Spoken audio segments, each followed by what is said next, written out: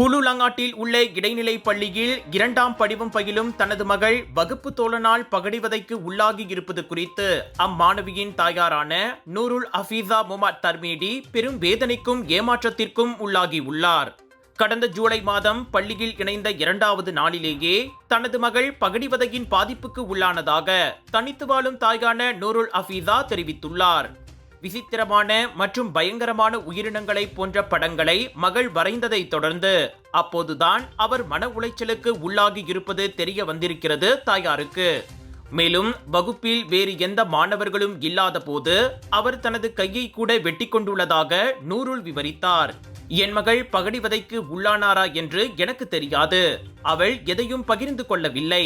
அதே வேளையில் அவள் தன் அறையில் அடிக்கடி தனியாகவே இருந்து வந்துள்ளதால் பகடிவதைக்கு உள்ளாகி இருக்கலாம் என்ற முடிவுக்கு வந்துள்ளதாக நூருல் தெரிவித்தார். பள்ளி விடுமுறை தொடங்குவதற்கு முன்னதாகவே தனது மகள் பகடிவதையினால் பாதிக்கப்பட்டதாகவும் இது கூட அவரது சகோதரி கூறிய பிறகே தெரிய வந்திருக்கிறதாம்.